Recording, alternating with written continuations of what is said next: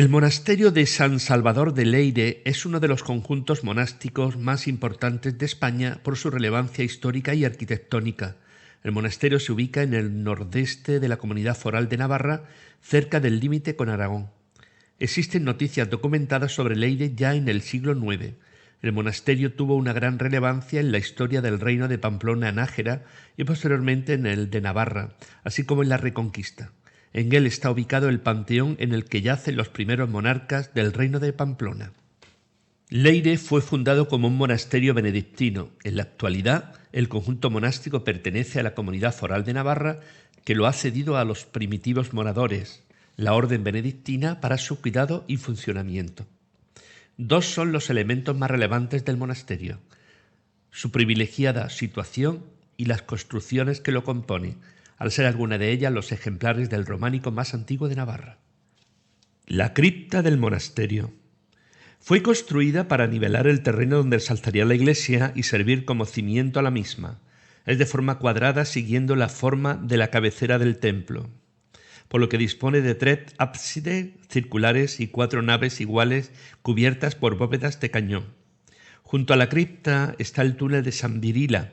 En la actualidad está cegado y en su fondo hay una imagen del siglo XVII de San Virila, abad del monasterio durante el siglo X. Leyenda de San Virila.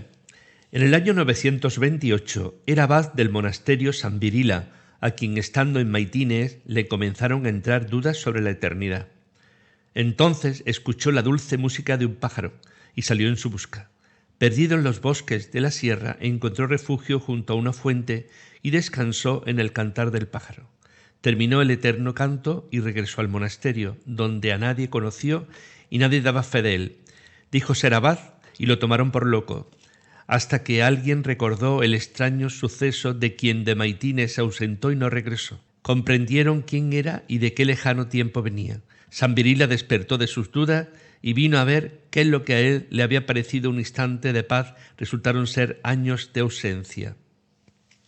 La iglesia de San Salvador de Leyre constituye el elemento arquitectónico principal del monasterio.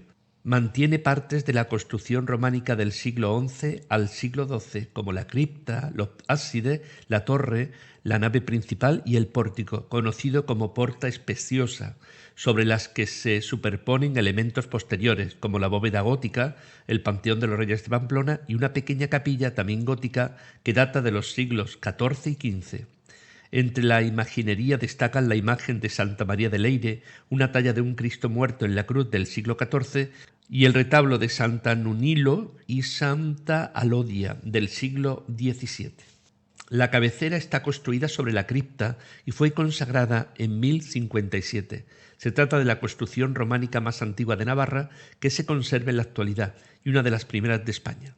Sus 3 ábsides de planta semicircular y altas naves cubiertas con bóvedas de cañón dan cobijo al altar, al coro con sillería plateresca y a la imagen de la Virgen del Leyre, obra de José López Furió.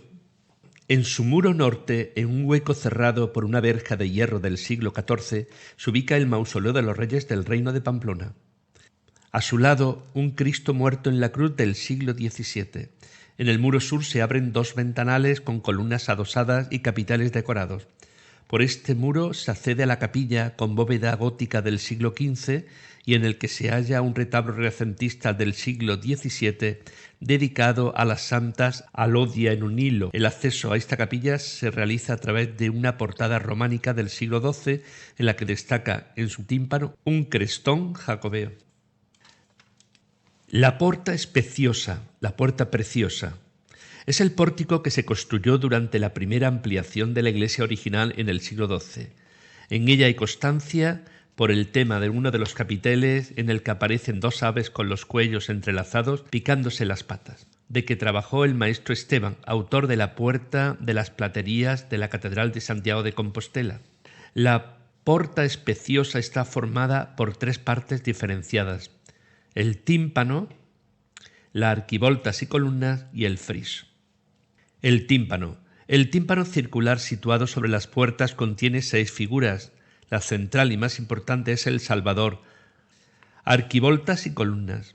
Las 4 arquivoltas que se ubican sobre el tímpano están decoradas por representaciones de seres reales y fantásticos con motivos vegetales y animales en una armonía típica del románico. Friso.